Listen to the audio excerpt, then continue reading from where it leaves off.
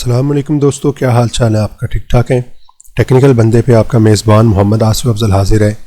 दोस्तों, हमने अपने प्रीवियस लेक्चर के अंदर सी लैंग्वेज के अंदर इस्तेमाल होने वाले जो ऑपरेटर्स हैं उनकी बात की थी और उनमें हमने फिर जो है आगे उसकी फर्दर 3 टाइप्स की बात की थी, यूनरी ऑपरेटर्स, बाइनरी ऑपरेटर्स और टर्नरी ऑपरेटर्स जो हैं। और आज हमारे पास जो है उसके बाद जो अगला लेक्चर है उसमें हम अरिथमेटिक ऑपरेटर्स की बात करेंगे जो कि हमारे पास बाइनरी ऑपरेटर्स की कैटेगरी के अंदर फॉल करते हैं। तो ये जो अरिथमेटिक ऑपरेटर्स हैं इनकी हम बात करते हैं कि ये कौन कौन से हैं और इनकी जो है वो एक्सप्लेनेशन हम जो है वो एग्जाम्पल के साथ जो है अंडरस्टैंड करने की कोशिश करेंगे। अरिथमेटिक ऑपरेटर्स जो है ये हमारे पास बेसिक मैथमेटिकल जो फंक्शंस हैं, ये कैलकुलेशंस हैं, उनको परफॉर्म करने के लिए इस्तेमाल होते हैं। मिसाल के तौर पे हमारे पास एडिशन है, सब्ट्रैक्शन है, मल्टीप्लिकेशन है, डिवीजन है और इसके अलावा एक एक्स्ट्रा जो है फंक्शन हमारे पास यहाँ पे होता है सी लैंग्वेज के अंदर जिसे हम मॉडुलस या रिमाइंडर ऑपरेटर कहते हैं या रिमाइंडर ऑपरेशन भी हम इसे कह सकते हैं। तो हमारे पास जो इनके लिए सिंबल्स हैं, सिंबल्स उसी तरह जिस तरह हमारे पास प्लस साइन है एडिशन के लिए, माइनस साइन सब्ट्रैक्शन के लिए, मल्टीप्लिकेशन के लिए हम जो है वो क्रॉस का सिंबल नहीं इस्तेमाल करते बल्कि हम जो है वो अस्टेरिक का सिंबल जो है वो इस्तेमाल करते हैं। इसी तरह डिवीजन के लिए हम जो है वो स्लैश इस्तेमाल करते हैं और जो हमारे पास मॉडुलस या रिमाइंडर ऑपरेशन है उसके लिए हम जो है वो परसेंटेज का साइन इस्तेमाल करते हैं। ओके जी, हम एक एग्जाम्पल की मदद से जो है इन सारे ऑपरेशंस को जो है वो अंडरस्टैंड करने की कोशिश करते हैं। आपको प्लस माइनस मल्टीप्लिकेशन डिवीजन का तो काफ़ी हद तक अंदाज़ा होगा, लेकिन हम आज जो है साथ साथ इन चारों ऑपरेशन के साथ साथ हम जो है वो मॉडुलस या रिमाइंडर ऑपरेटर को भी अंडरस्टैंड करने की कोशिश करते हैं। ओके जी, इस काम के लिए मैंने एक प्रोग्राम ऑलरेडी लिख के रखा हुआ है, हम इस प्रोग्राम के ऊपर जो है वो बात करते हैं। ये प्रोग्राम जो है इसमें मैंने जो है ये 5 फंक्शन जो है वो ऑलरेडी यहाँ पे लिख के रखे हुए हैं।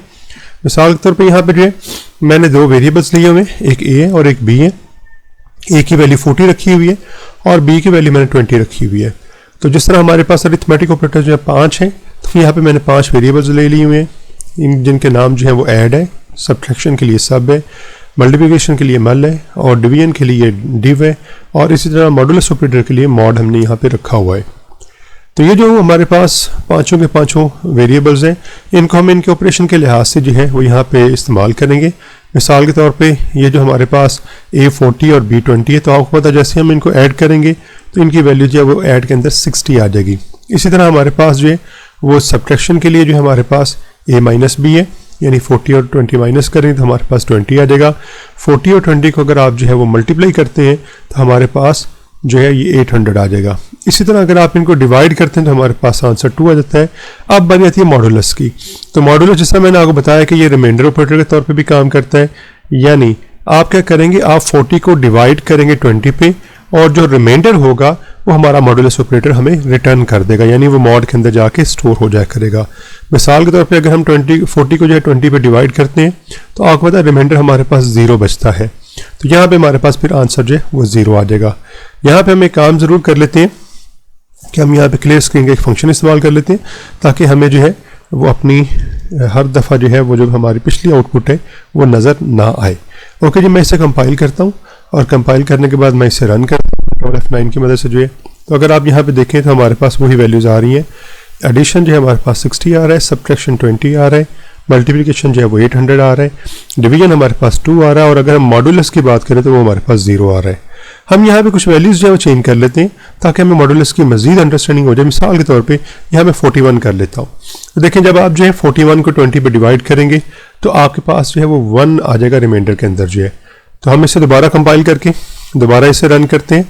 तो अब अगर आप देखें तो आपके पास जो है मॉडुलस के अंदर जो है वो आपका 1 आ गया हुआ, क्योंकि आप 41 को जब डिवाइड करेंगे 20 के ऊपर जो है तो क्वेश्चन की हम बात नहीं करते, यानी जो हमारा आंसर आता है हम उसकी बात नहीं कर रहे, हम सिर्फ बात कर रहे हैं मॉडुलस ऑपरेटर के अंदर जो है जो आपके पास बाकी बचेगा, यानी रिमाइंडर में जो बचता है, यानी जो आपके पास एंड पे बच जाता है वो आपका मॉडुलस ऑपरेटर आपको रिटर्न करता है हमेशा जो है। मिसाल के तौर पे मैं यहाँ पे जो है वो इसकी वैल्यू जो है वो 48 कर देते हैं लेट से। तो अब आपको पता है कि जो आपके पास रिमाइंडर बचेगा वो 8 होगा। दोबारा इसे कंपाइल कर लेते हैं और रन कर लेते हैं। तो आप देखिए आपका मॉडुलस जो है वो आपका लास्ट लाइन के अंदर आपको 8 नज़र आ रहा है। तो इस तरह से आपका रिमाइंडर ऑपरेटर जो है वो काम करता है। तो आपको ये जो बाकी ऑपरेशंस हैं उसके साथ साथ उम्मीद है आपको मॉडुलस ऑपरेटर की भी अंडरस्टैंडिंग होगी। तो वीडियो को ज़रूर लाइक कर दीजिएगा और अगर अभी तक आपने मेरा चैनल सब्सक्राइब नहीं किया तो प्लीज़ मेरे चैनल को सब्सक्राइब कर दें और साथ में लगे बेल के आइकन को ज़रूर प्रेस कर दीजिएगा ताकि मेरे आने वाली नई जितनी भी वीडियोस हैं उनके नोटिफिकेशन आप तक वक्त पे पहुंचते रहें। ओके जी, मिलते हैं अपनी नेक्स्ट वीडियो के अंदर।